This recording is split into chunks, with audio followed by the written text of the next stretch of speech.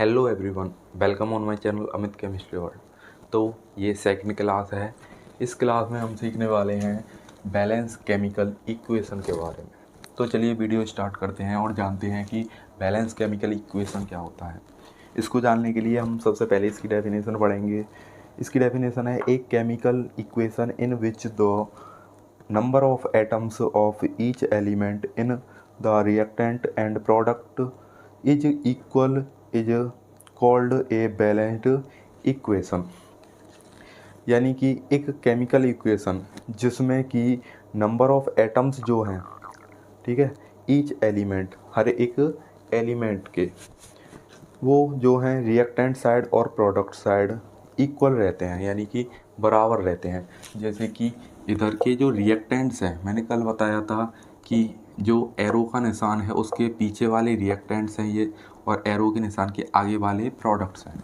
तो reactant side number of atoms, यानी जितने भी यहाँ पे एलिमेंट्स के नंबर ऑफ एटम्स हैं वो इक्वल रहेंगे किसके, प्रोडक्ट साइड के, ठीक है। यानी प्रोडक्ट साइड और इधर की साइड नंबर ऑफ एटम्स बराबर रहेंगे, जितने यहाँ पर हैं उतने ही यहाँ पर रहेंगे। जैसे यहाँ पे हाइड्रोजन 2 है तो यहाँ हाइड्रोजन भी 2 रहेगा। बाकी के जो कंप्लीट नहीं हैं, ऊपर नीचे हैं, जिनकी संख्या सेम नहीं है, उनको हम इक्वल करके लिखते हैं, ठीक है।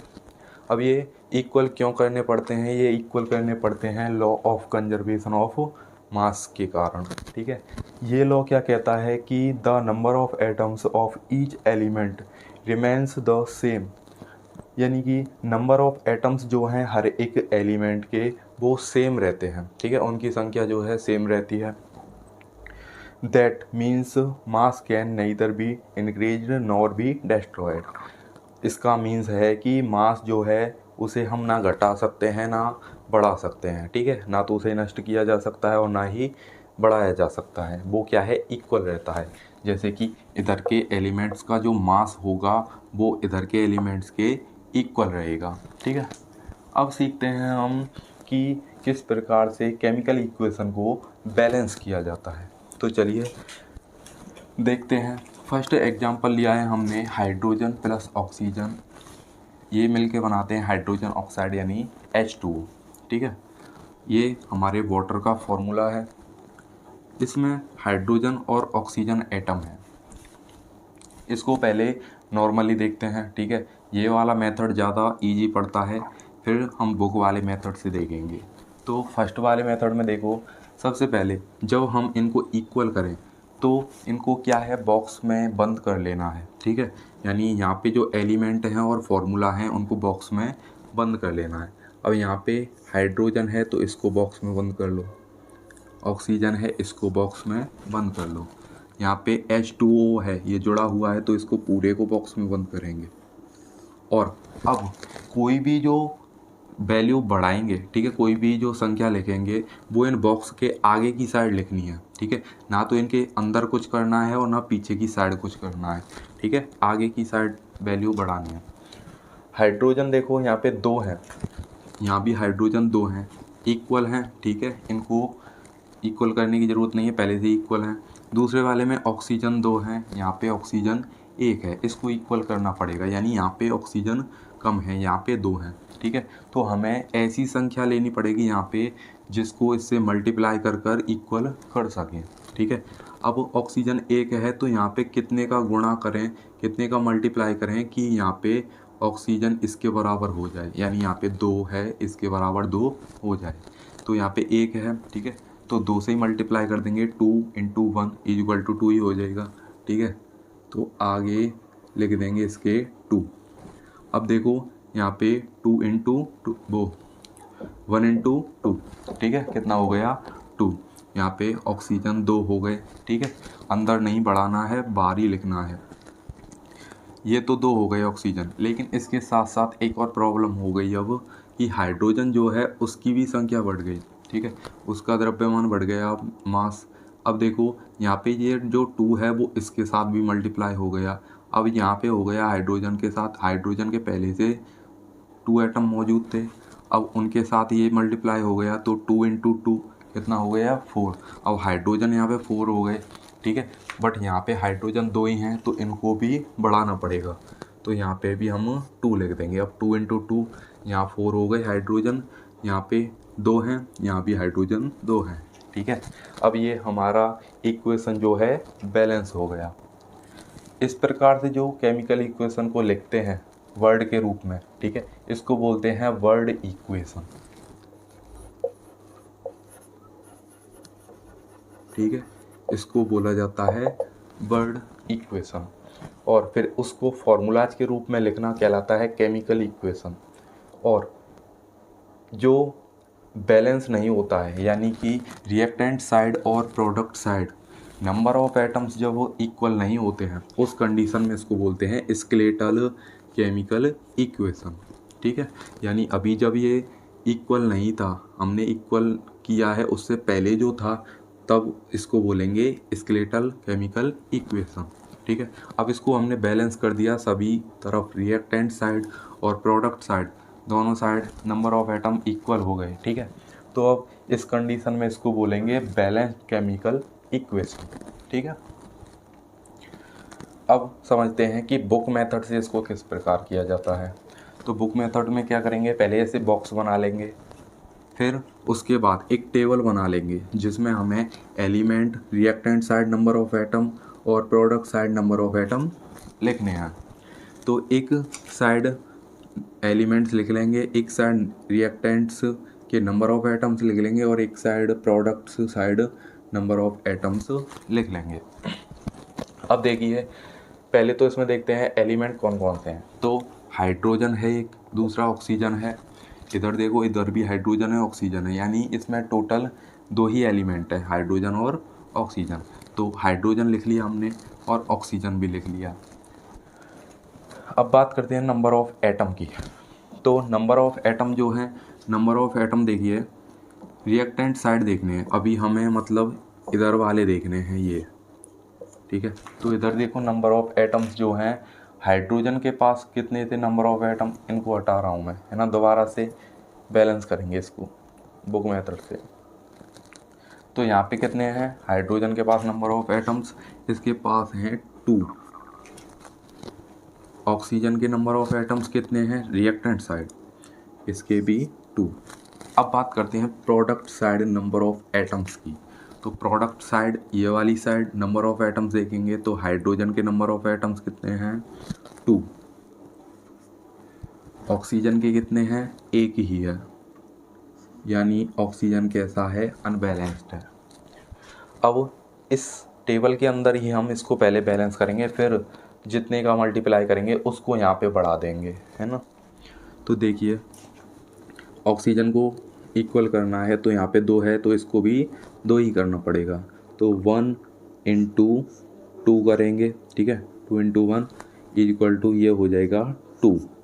अब यहाँ बॉक्स के आगे जो संख्या लिखेंगे हम, वो वाली संख्या लिखनी है जिसका मल्टीप्लाई किया गया है। ठीक है, तो 2 से मल्टीप्लाई किया है इसको, तो इस वाली संख्या को यहाँ पे लिखेंगे, है ना, 2, ये लिख दिया।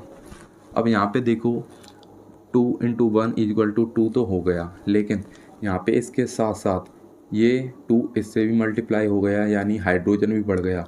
2 इंटू 2 कितने हो गए, 4 हो गए। किधर साइड हुए, प्रोडक्ट साइड, है ना। देखो यहाँ पे मतलब ऑक्सीजन की संख्या तो 2 हो गई, लेकिन ये 2 इसके साथ भी तो मल्टीप्लाई हो रहा है, क्योंकि पूरा बॉक्स है उसके साथ ही तो मल्टीप्लाई होगा इसका। तो 2 इंटू 2 हाइड्रोजन की भी संख्या बढ़ गई। अब हाइड्रोजन की संख्या कितनी हो गई, 2 इंटू 2 4, तो इसको यहाँ पे लिखना है प्रोडक्ट साइड, है ना। तो यहाँ पे हाइड्रोजन हो गया अब 4। अब यहाँ पे रिएक्टेंट साइड 2 ही हाइड्रोजन है, तो इनको कितना करना पड़ेगा, 4 करना पड़ेगा। कितने का मल्टीप्लाई करें इसमें, 2 का, ये हो जाएगा 4। 2 इंटू 2 इक्वल टू 4, ये 4 हो गया। अब इसमें हमने 2 से मल्टीप्लाई किया है, किधर साइड किया है, रिएक्टेंट साइड किया है ना, हाइड्रोजन में। तो इसको कहाँ लिखेंगे, हाइड्रोजन वाले बॉक्स के आगे, ये लिख दिया 2। इस प्रकार हम बुक मेथड से इनको बैलेंस करते हैं। और एक जो है अभी मैंने स्टार्टिंग में कराया था, वो डायरेक्ट ही यहाँ पे कर लेते हैं। वो वाला जल्दी और कम टाइम में हो जाता है, लेकिन इस वाले मेथड को करने में थोड़ा टाइम लगता है ना। ये बुक मेथड है। अब इसको अगर डायरेक्ट करें तो कम समय में जल्दी हो जाएगा। हम इनको अगर बुक मेथड से करना है तो इस प्रकार से ही करेंगे जैसे इसको किया था। अब जैसे इस वाले को करना है तो यहाँ पे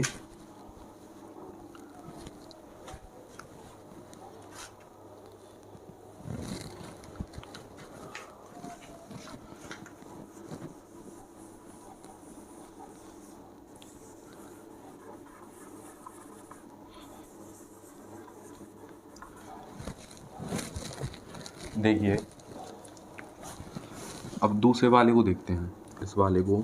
तो यहाँ पे एलिमेंट देखने हैं, तो एलिमेंट कौन से हैं? एक तो फेरस है Fe, दूसरा है हाइड्रोजन, ठीक है, ऑक्सीजन है, इधर फेरस, ऑक्सीजन और हाइड्रोजन, यानी 3 ही एलिमेंट हैं टोटल इसमें। अब reactant side number of atoms लिख लेंगे, तो इधर की साइड नंबर ऑफ एटम लिखेंगे। Fe के कितने हैं? 1, हाइड्रोजन कितने हैं? 2, ऑक्सीजन कितना है? 1, Fe कितने हैं?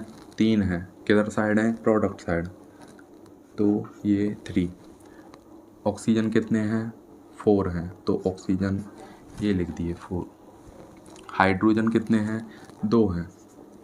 अब देखिए, हाइड्रोजन तो इक्वल है यहाँ पे, बट फेरस और ऑक्सीजन इक्वल नहीं है, तो इनको इक्वल करना पड़ेगा। इक्वल करने के लिए देखिए क्या करेंगे, तो फेरस को इक्वल करेंगे इससे, कितने का मल्टीप्लाई कर देंगे? 3 का, ये हो जाएगा 3, हो गया इक्वल।